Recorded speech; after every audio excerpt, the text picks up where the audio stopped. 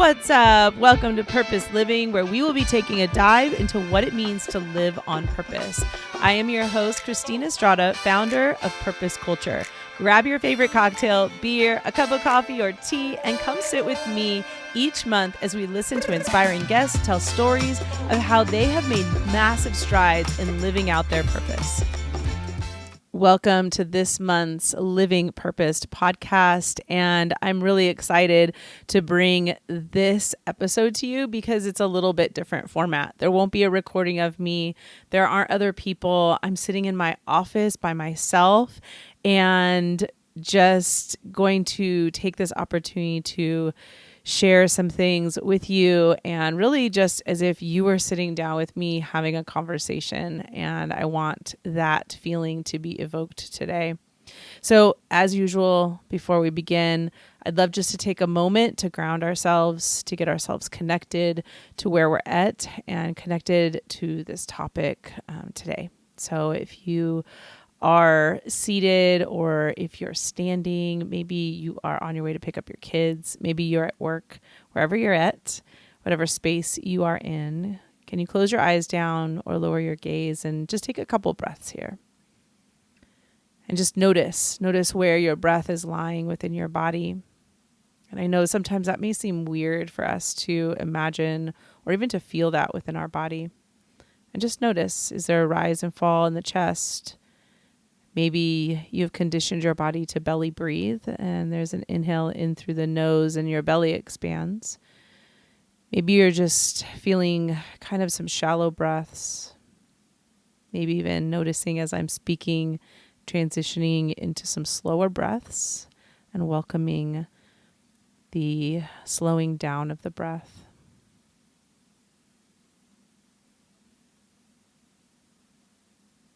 And then just begin to, first things that come to your mind, begin to think, what are the three things that I'm grateful for?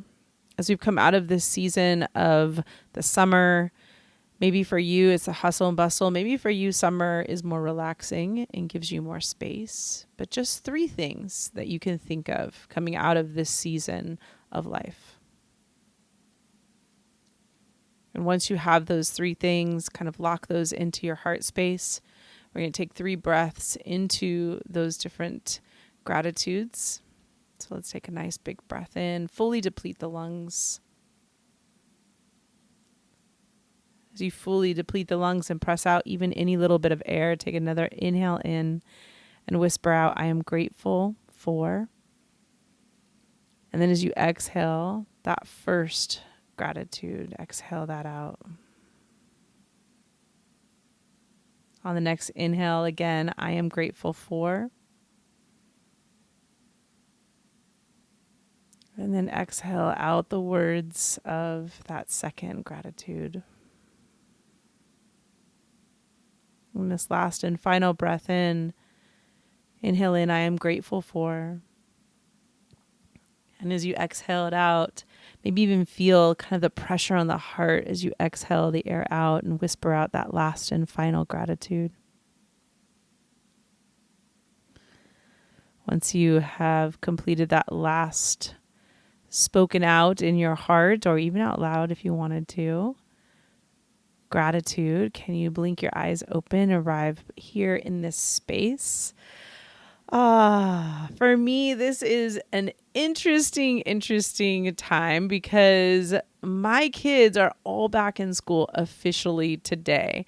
And so with that comes, I won't lie, a little bit of joy and then a little bit of, I was feeling a little sad this morning. So I am kind of feeling like I'm in this like little quiet oasis right now, and really relishing in that, but also kind of a little bit of grieving just this different stage in my life where things are rapidly changing. And you may resonate with that. That may be something for you that is kind of getting some used to. Maybe you've been in that for a couple years and you're in kind of this really cool rhythm now, whatever it is for you. Maybe you are in a house full of children and young children. I've been there before as well. And I'm really actually kind of relishing just in this time where it's given me some more space. So, first, I want to go through a couple of things. I just kind of came back being off the grid for 30 days. And a lot of people ask me, and it was funny because when I was telling my husband that this is my third year actually that I've done this, and when he asked me the question, he said, well, is this something that you can do as a business owner? And he said, it seems like you're in the middle of a lot of things that are going on. And I stopped for a second and I was like, oh, maybe I shouldn't. And doubt settled in. And then I had to begin to realize that, no, I need to listen to what the calling on my life is and my need for rest. And oftentimes how we completely ignore what our needs are. And so I really knew that I needed to listen. So I wanted to talk about that. Want to talk about a little bit about where life has kind of had me lately. We are approaching 1 year of podcasting and want to talk a little bit about that. And then what I really have intentions for this next year. So here we go. All right. I want you to feel as if we're really sitting down on a couch and we're talking together. This won't be recorded. There won't be a recording of my face or anything for any of this, but really just want to kind of almost like a verbal journal of sorts of just the things that I want to talk about, the things that mean a lot to me. And for you, you may resonate. For you, you may be like, wow, I'm not really into this podcast, and that's cool too. So no matter where you're at, I think it's really neat just to take the time sometimes to reflect, and even if it's just for yourself, and to document what really fills your soul. And so as I begin, the reason that I started with those 3 things of gratitude is because I will be real with you. I often really struggle with leaning into gratitude, right? Like when I am in the midst of my kids driving me crazy, life seems a little nutty. My business may not be going in the way that I want it to go. Things are changing. And I know if you have an Instagram account, you're trying to build it, people are dropping off. Like, what's going on? Am I doing the right thing? Am I living out my purpose? What can I take? What lessons can I learn from what's going on? And oftentimes I find in the moments where I am most grateful, where I'm leaning most into gratitude, is where then I find those gems of my purpose and the reasoning behind what I'm doing. And so this year, as I took this respite in sorts for 31 days, it really showed me what is important, and that not important because it's eliciting anything from somebody else, but important because it's important to me and it matters and it fills my heart and my soul. And so with taking these 31 days, this last year, I was a lot more intentional than I have been in the past. In the past, I may have, I think one time I took like a little retreat for myself, got away all by myself, which was both challenging and inviting. And I loved both of the juxtapositions of those. But this year I took a little bit more time to be more present with the people around me. And I'm in this stage of life where life seems to be changing very rapidly. As many of you know, I have 3 children, 2 of which are adults, and one who is finishing up her last year of junior high. And so my oldest ones, both this year, are returning. My oldest one is returning back to the college that he began at CBU. My middle son is starting his sophomore year at CBU. And like I said, my daughter is in junior high and is in her last year of junior high. And so I'm really in this stage of kind of holding on to being a mom who's driving kids around still, but then also navigating how to parent or be a parent and be a friend and a mentor to older children as well, or adult children. And I am going to be real with you. I'm finding it very challenging. Probably more challenging than what it felt like when I had little kids, and not to scare any of you that have little kids, but the the different responsibilities that land on you as you have smaller children are more physically demanding, right? You're waking up in the middle of the night. You're worried about basically keeping these little people alive. You're responsible for that, right? And then they get a little bit older. You're still responsible for some of their things. Obviously a lot of their comings and goings, but they're starting to kind of get into their own rhythm of learning how to dress themselves, and they're needing less and less and less of your physical assistance. And then as they get older, even less and less and less. And I guess kind of what I'm trying to get at is that my struggle is that I'm in both worlds right now. I'm in the world of still holding on, or still being in that world of running one around, and then the others are kind of off on their own. And there is a little bit of dissension that often I feel in my parenting. And I'm also, again, going to be real with you, is trying to use different language with my boys, more invitational or more question based conversations with them, rather than telling them what to do, which again is really hard because I'm in a stage with my daughter where we're still parenting her. And then as they get older, you just parent differently. And the parenting is more curiosity and more questions and more encouragement and mentorship. And sometimes they don't want that. And so you also have to kind of grow a little extra layer of skin as well. So I really was intentional with this month and trying to spend time with each of my kids.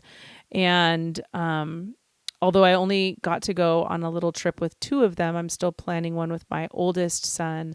I tried to plan either an overnight trip or a 2-day trip, whatever, was with kids that are working, it's a little bit harder. But with my daughter, I did a 2-day, and I was also, again, very intentional in setting the framework and setting the purpose of those times with each of them. I created space for one-on-one questioning and just really some like beautiful time together about talking about some deeper things, more spiritual things. And it was really eye-opening on both ends. And I'm really excited to do this with my older son as well. Because as he's getting older, I'm noticing some differences. And as they get into their mid-20s, that they're experiencing things that you told them that they would, right? And that they're going to remember these things, and they're going to come back and they're going to say, oh, you know what? Maybe I should have done that. So that's been really good for him and I to begin to understand each other and begin to understand that learning is not overnight, that learning for each of us is different, and for each of us that we take that learning path very differently. And that's the beauty of humanity and being able to make choices. And so the other thing I did as well was even take some time with my husband. We usually in August take a lengthy vacation, and this year we were able to do that, and reconnecting and dreaming with him, and really kind of stating my intentions with things this year. September becomes kind of like my New Year's, and it's kind of the reboot in my mind.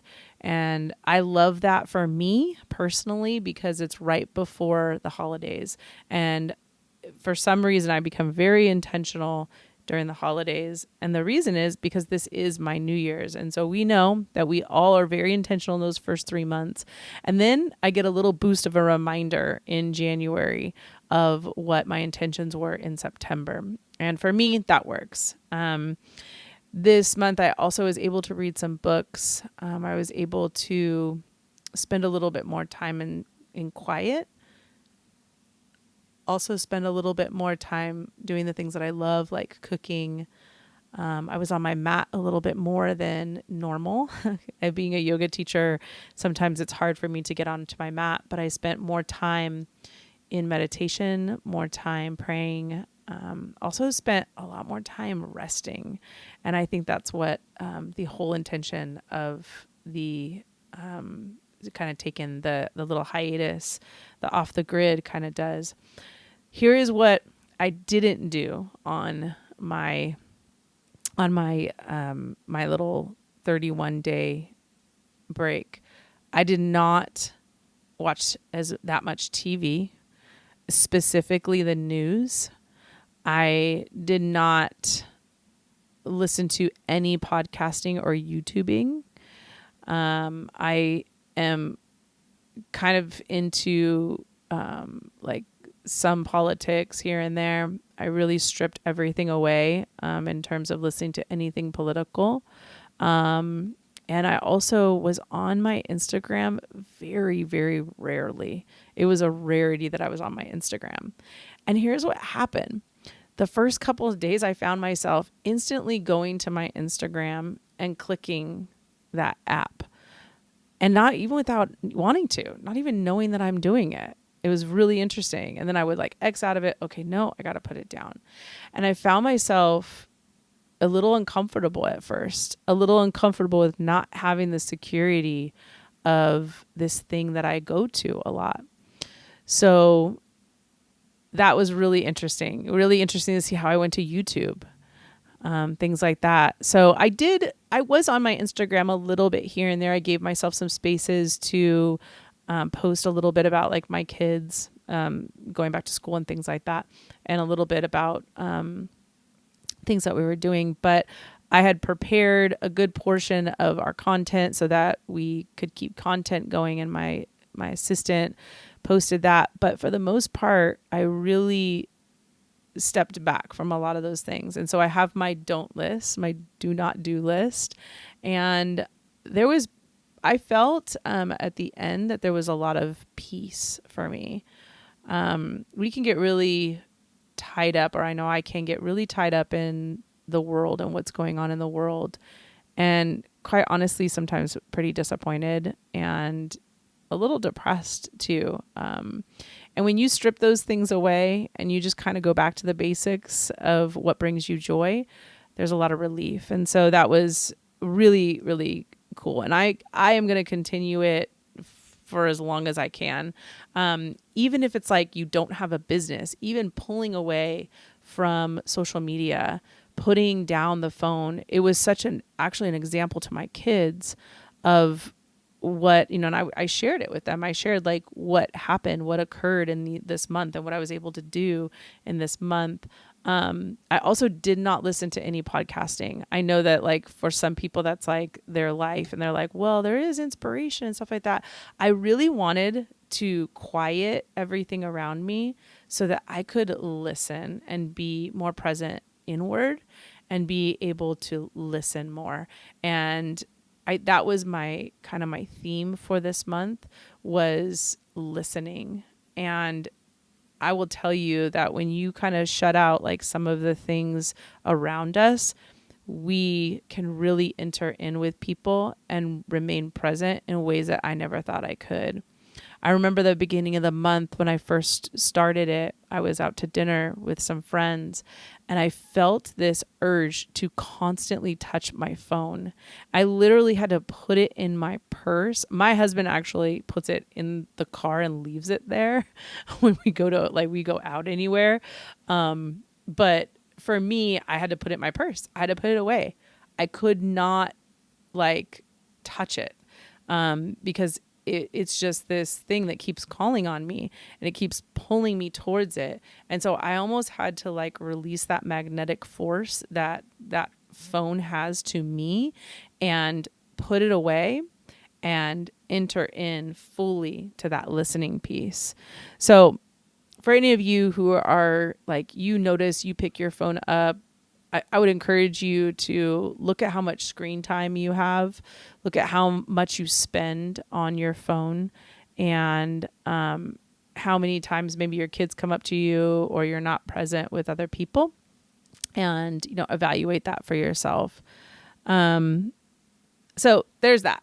All right. I already shared a little bit about my kids being back in school. My house is empty during the day, which is really wild. I don't think, honestly, I have ever had that, except maybe for a couple hours during the day, where my son was going to Chafee and he was going to classes and coming back and forth. Now that he's going to school about 30-40 minutes away, he's gone all day. So my husband also went back to teaching. So it has been an adjustment. I will tell you that, but I'm really excited to see, coming off of this 31-day kind of detox, how my time will be spent. And I will definitely get on Living Purpose IG and make sure that I kind of give you guys a check-in and see how I'm doing. You guys are my accountability. So, so there's that. And then, lastly, want to share just what podcasting has done for me. It's been a really wild year. I really never thought that this was going to be where I was going to land, in front of a microphone and asking questions and talking to people. But I have absolutely loved every moment of this. And it is something that I really didn't even know that I could do. I was like, all right, well, let's just do this. Let's see how it goes. And it has been, I don't really even look at how many views we get or how many people are listening or anything like that. Because honestly, I love this just to be able to sit down with people. And this year has been a year of those people who have inspired me most. And it has been the biggest joy for me to sit down, and also not just for me to sit down with those people, but for me to hear myself sitting in front of a mic and being completely able to run a conversation and to make people feel at home and make people feel like their story matters has been really the most rewarding part of this whole entire thing. When I started Purpose Culture, I started with the intention of really loving, basically just completely loving fashion. I've always loved fashion, and I figured, I'm a yoga instructor. I saw some things as a yoga instructor that I was disappointed with in activewear in particular, primarily people's discomfort with their clothing and how it felt on their body. And then also how many people are enslaved to make clothes. And particularly activewear is really kind of a really big thing. Most people wear activewear, whether they're active or not. And I did a lot of research. So if you go back on our IG years and like a couple of years ago, we were really pushing a lot of how people are enslaved to make the products that we either have in our home or we have on our body. And we did a really big campaign, and it was really important at that time for us. It is very important to me now. I notice now what I have learned from those days was a real keen awareness of what I purchase and how many things I purchase that I don't know who has touched those. So it's become more important to me to find clothing that is more in line with caring for those people and caring for people over profit. And so that was our main focus. And since then, it has shifted quite a bit. And it's shifted to more service. It's shifted towards more hearing people's stories, connection. And although all of those things were really important to me at that time and continue to be important to me, we at Purpose Culture have really chosen to make a shift in the business. And so we will no longer be selling activewear at the magnitude that we were selling it before. We'll be doing some seasonal things and still continuing to sell a lot of our yoga props and things like that. But we are venturing off into a completely different kind of world here as we approach this next season of really trying to get into the schools and impact students, impact the youth. And there'll be so much more about that. And I will actually be doing an entire podcast specifically on our purpose journals and where we're really going. So, but back to the podcasting, because the podcasting is part of purpose culture. We have this umbrella under purpose culture, which is purpose living and our purpose journals and our curriculum that we've created. So it's almost this kind of umbrella of service and offerings. So the podcasting, though, this last year, and as we approach this year, we have a really great setup for the next 6 months. I'm really excited just to continue honoring people's stories and also honoring people's stories in entrepreneurship.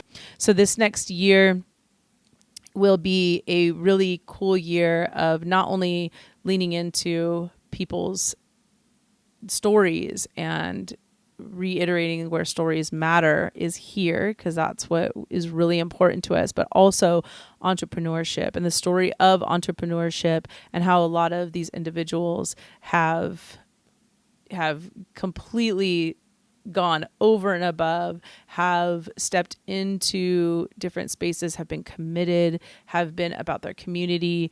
And I'm super stoked about. And so we have a lot of really great entrepreneurs that we're going to be interviewing. We'll start the year with the same way that we started last year. Last year, we began with adoption, which is a really big part of my heart. And we'll begin because November is National Adoption Month. So we will begin with a panel of individuals who have adopted. And so if you're out there and you've adopted or you know somebody who's adopted, please send them our way. We are really passionate about adoption, and part of Purpose Journal will be also encouraging people who are in foster care, foster youth, and really trying to direct them and encourage them and trying to set up mentorship for various people who are wanting that. So that is part of our passion. That's why we begin the year like that every single year.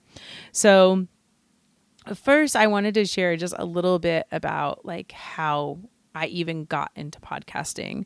Podcasting was like never really on my radar. It was actually something that I wanted to do. I had thought about it and I thought, like I'm not really sure. This just seems like it just doesn't really fit my personality. I'm an introvert. I have a hard time like in crowds of people.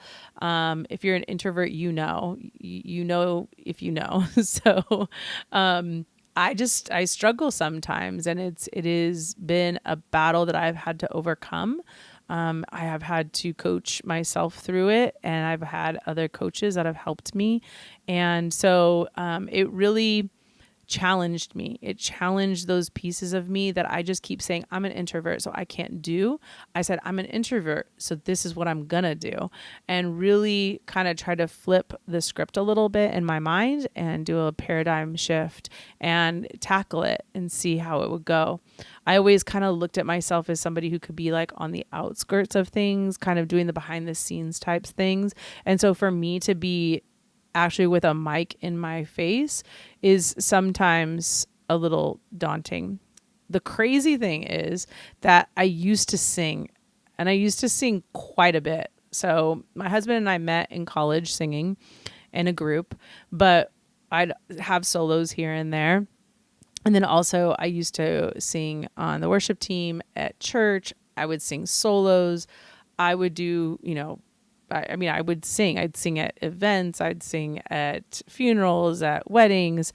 And nobody ever knew, but like I literally would almost throw up every single time that I would get up there and sing. I mean, it was like a struggle. I had to like talk myself like off the bridge every single time. It was like, why do I do this to myself? And as I got older, I really did realize like, do I really need to do this? Do I need to put myself in this place where I am so terrified every single time?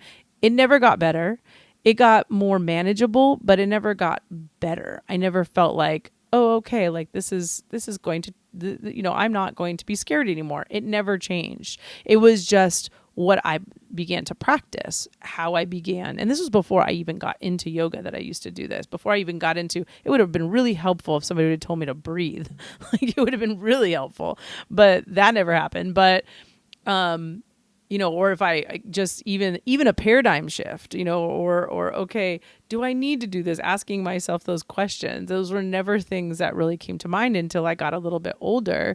And particularly when I parented, when I started to reparent myself, and really tell myself, okay, Christine, like, do you need this? Do you need to do this? And the answer was no. And I decided, I don't need to. Every once in a while, I still will sing. People will ask me to sing at funerals, and it's like really close friends or family that I'll do that for. But it got to the point where it wasn't serving me any longer, and I had to know, like, could I be the recipient of somebody else's service and then not really have to feel like this all the time? So I basically got rid of my singing to then pick up a mic again to podcast. But what I found was that podcasting, because people's stories are so important to me, hearing stories is fascinating to me, that I really resonated with it. And it gave me almost this confidence to speak to people and ask questions. Now, when I began podcasting, it was really hard. Like, I literally read from a script. Like, I had to have that in front of me at all times. And it reminded me a lot of when I sang. I used to have the music in front of my face, because if I forgot anything and I stumbled on my words, I would lose it. Like, I just felt I was so terrified. And so I gave myself that, and I said, look, okay, Christine, we're going to work on this. Let's do the script for a little bit. And then as I became more comfortable with it and understanding that this is a conversation, I'm sitting on a couch with somebody, just like I'm feeling right now. I have no script in front of me. I have a couple key points, and I'm able to accurately, take each thing that I want to talk about and talk about it with you. May feel a little like hodgy-podgy here and there as I'm thinking through even just this, like the last couple of moments, but you get the point. The point is that I'm getting better at it. And it's teaching me that as I give myself what I need, I can do it. As I give myself a different different perspective, I can do it. As I breathe and I listen, and that's why I do the grounding before every single episode, because the grounding is more for me than it is for the people I'm interviewing or for you. It's for all of us, so that we can get ourselves centered and grounded. And I realize that I need that. I need to be centered and grounded in order to do the best to my ability. So as I've gotten into podcasting, there has been more of a relief each and every episode. Each and every episode, I felt a little bit more comfortable. I feel a little bit more at ease. I feel a little bit more, I can go a little deeper, or I can direct the conversations in a different way. So this next month in September will be our 12th episode, a year of podcasting.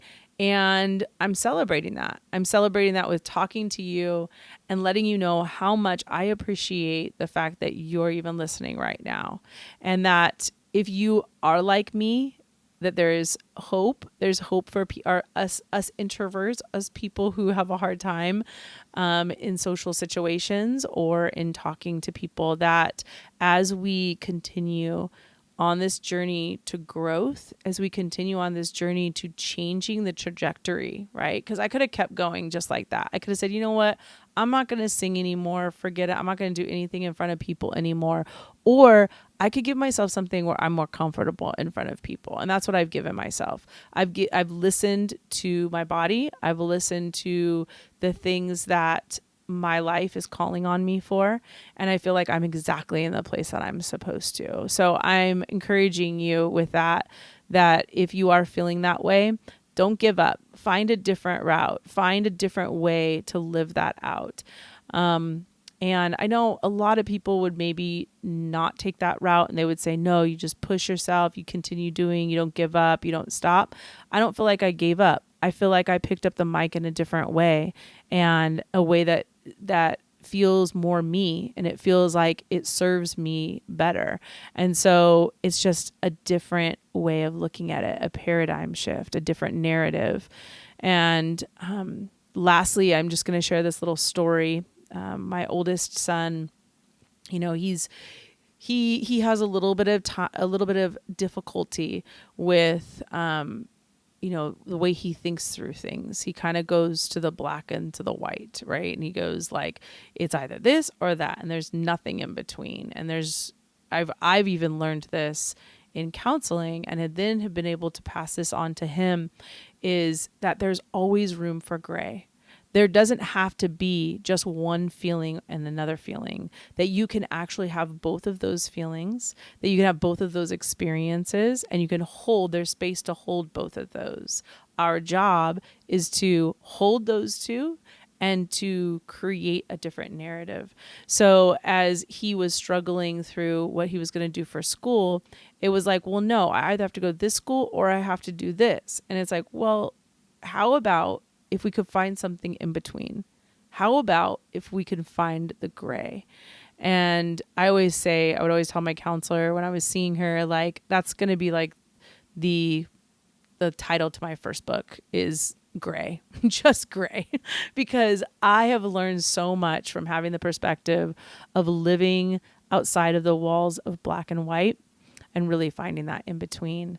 And so I hope that encourages you to find the gray. I hope you're encouraged to pick up maybe the scary, but in a different way.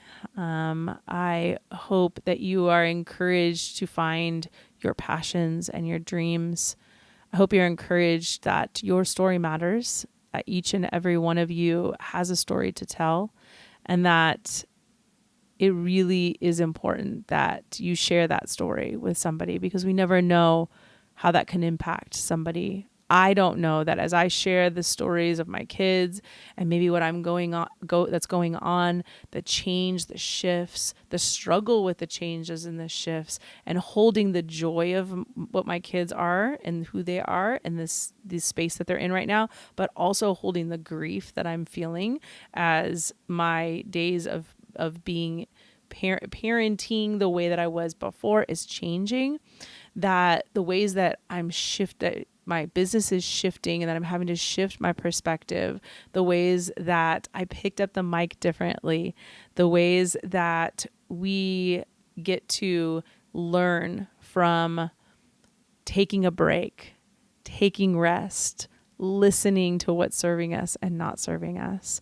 So I hope as we wrap up that is all an encouragement to you, or maybe one part or two parts of that has resonated with you. It's been my joy, my honor to sit here to talk to you, to literally feel as if you're sitting in my office with me. I hope you enjoyed this episode.